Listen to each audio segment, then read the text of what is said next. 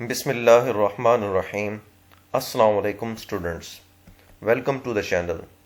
Students, आइए आज हम चैप्टर नंबर 7 ऑसिलेशन के न्यूमेरिकल प्रॉब्लम्स को सॉल्व करते हैं। तो डिस्कस करते हैं question number 2। Question is a pendulum clock keeps perfect time at a location where acceleration due to gravity is exactly 9.8 meter per second square. When the clock is moved to a higher altitude, it loses 80 seconds per day. Find the value of g at this new location. Students, question है कि एक pendulum clock उसका time perfect है, वो ठीक time बताता है जहां एक्सेलरेशन ड्यू टू ग्रेविटी की value exactly 9.8 meter per second square है। लेकिन अगर इसी पेंडुलम क्लॉक को किसी हायर अल्टीट्यूड पर ले जाया जाए तो वो हर दिन 80 सेकंड्स लूज करता है। यानी ये क्लॉक 80 सेकंड्स पर डे ये पीछे रह जाता है। और हमने ये बताना है कि इस नई जगह पर, नई न्यू लोकेशन पर जी की यानी एक्सेलरेशन ड्यू टू ग्रेविटी की क्या वैल्यू है। हमें बताया गया कि जी की value 9.8 meter per second square है, जबकि डेल्टा टी हम लिख रहे हैं delta T is equal to 80 seconds per day change in time period of the pendulum clock.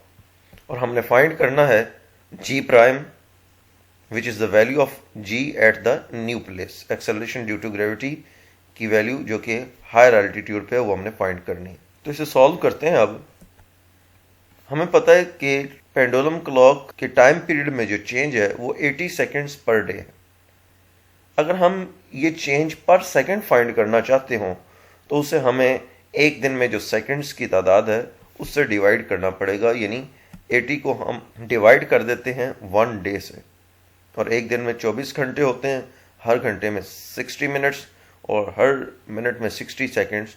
तो 80 डिवाइडेड बाय हमने ये एक दिन में सेकंड्स की जो तादाद है उससे डिवाइड कर दी है। तो ये टाइम पीरियड में जो चेंज आ रहा है पर सेकंड वो हमें पता चल जाता है, विच इज़ 0.000925 सेकेंड। कंसिडर कर लें कि ओरिजिनल जो टाइम पीरियड है उसको हम टी से इंडिकेट करते हैं और टाइम पीरियड एक पेंडुलम का होता है T is equal to 2 pi square root L by G. और अगर हम इसे हायर अल्टीट्यूड पे ले जाते हैं वहाँ जो इसका टाइम पीरियड होगा उसको हम टी प्राइम से इंडिकेट कर देते हैं। टी प्राइम की वैल्यू है T prime is equal to 2 pi square root L by g prime. L की वैल्यू हमने सेम रखी है क्योंकि वही पेंडुलम क्लॉक है और उसकी लेंथ में कोई चेंज नहीं है। हाँ, जी की वैल्यू चेंज होगी क्योंकि डिफरेंट प्लेस पर उसको लेकर गए हैं। अब इक्वेशन नंबर 1 को हम इक्वेशन नंबर 2 से डिवाइड कर देते हैं। यानी टी की वैल्यू को टी प्राइम से डिवाइड करते हैं। डिवाइड करने के बाद ये 2 पाई और 2 पाई ये आपस में कैंसिल हो जाएंगे। इसी तरह एल और एल ये भी कैंसिल हो जाते हैं। ऊपर हमारे पास आ जाता है स्क्वायर रूट 1 बाय जी और नीचे डिनोमिनेटर में आ जाता है स्क्वायर रूट 1 बाय जी प्राइम।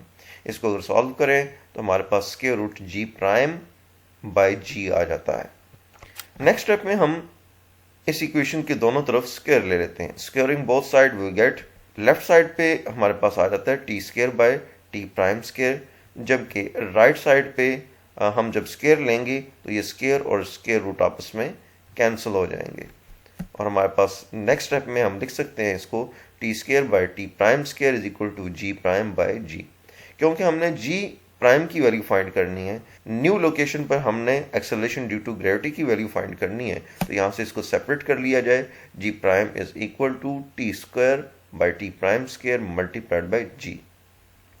स्टूडेंट्स, इस क्वेश्चन में ना तो हमें पहली लोकेशन पर उस पेंडुलम क्लॉक का टाइम पीरियड गिवन है, ना ही हायर अल्टीट्यूड पे हमें उसके टाइम पीरियड की वैल्यू गिवन है। लिहाजा हम कंसिडर कर लेते हैं कि इसका ओरिजिनल टाइम पीरियड वो 1 सेकेंड है। अगर ओरिजिनल टाइम पीरियड इसका 1 सेकेंड था तो हमने चेंज फाइंड कर लिया कि न्यू लोकेशन पर इसके टाइम पीरियड में जो चेंज आती है वो 0.000925 सेकेंड है। तो न्यू लोकेशन पे क्योंकि इसका टाइम पीरियड ज़्यादा होगा, क्योंकि ये क्लॉक स्लो डाउन हो रही है, तो इसलिए हम वहाँ टी प्राइम की वैल्यू लिख सकते हैं T prime is equal to 1 plus 0.000925 second.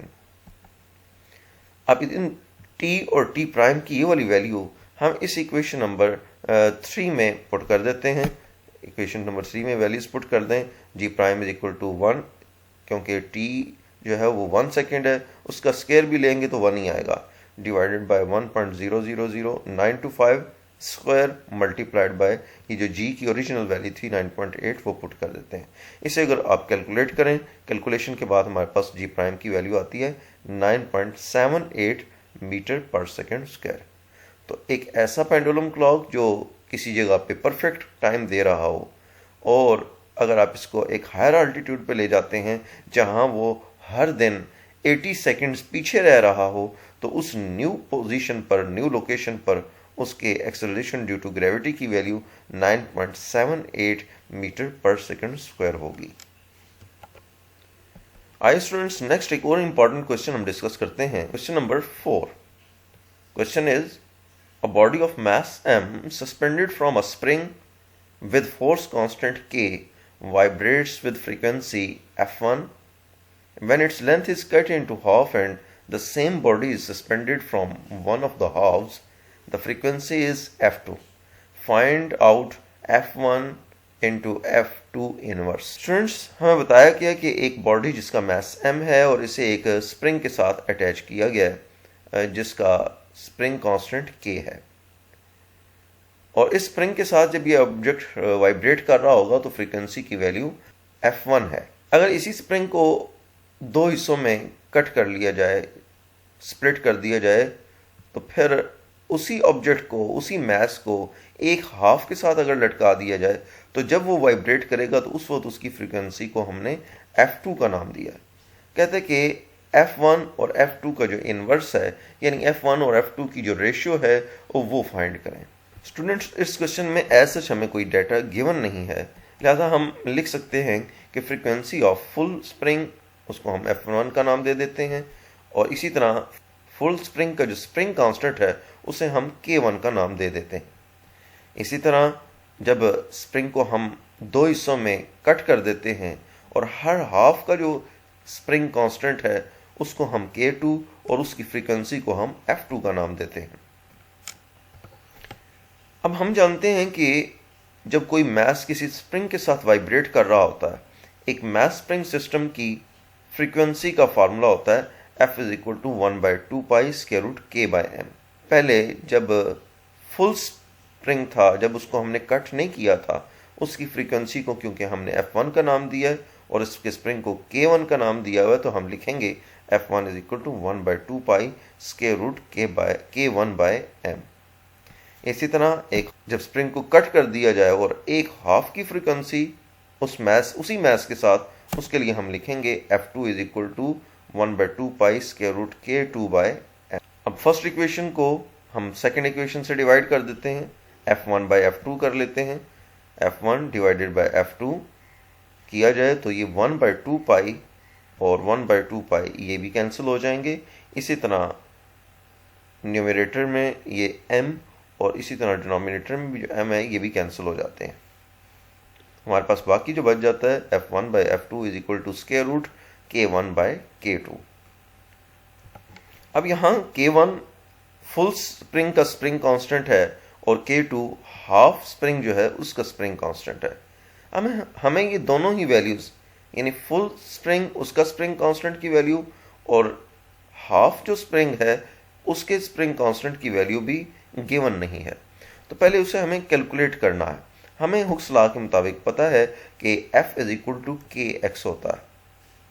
जब किसी स्प्रिंग के ऊपर कोई फोर्स लगाते हैं उसको स्ट्रेच करने के लिए, तो F = kx। यहाँ से k की वैल्यू F/x आती है। अगर हम इस स्प्रिंग के साथ उस मास को हैंग कर रहे हैं, लटका रहे हैं, तो फिर फोर्स उसके वेट की इक्वल होगी, लिहाजा हम F की जगह mg लिख लेते हैं। अगर mg लिखा जाएगा तो फिर k1 को हम लिख सकते हैं mg/x1, इक्वेशन नंबर 3 नाम दे देते हैं इसे, और इसी तरह k2 की वैल्यू को हम लिख सकते हैं k2 = mg/x2, क्योंकि जब स्प्रिंग को कट किया गया तो उसी ऑब्जेक्ट को, सेम मास को उसके साथ हैंग किया गया, इसलिए mg/x2 रखते हैं।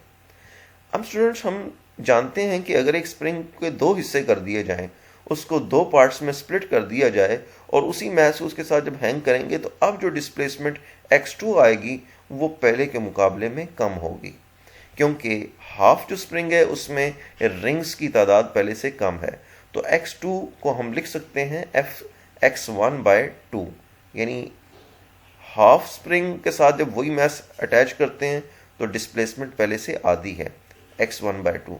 अगर ये पुट कर दें तो हमारे पास ये 2 ऊपर जाके मल्टीप्लाई होगा, 2 मल्टीप्लाइड बाय mg/x1, और हमें पता है कि mg/x1 इस इक्वेशन के मुताबिक वो तो k1 के इक्वल है, लिहाजा इसे लिखा जाएगा k2 is equal to 2k1। जैसा हमें फुल स्प्रिंग और हाफ स्प्रिंग के स्प्रिंग कांस्टेंट के दरमियान रिलेशन पता चल गया है, यानी हाफ स्प्रिंग का जो स्प्रिंग कांस्टेंट है वो फुल के मुकाबले में डबल है। अब ये k2 की ये वाली वैल्यू इक्वेशन नंबर 1 में पुट की जाएगी।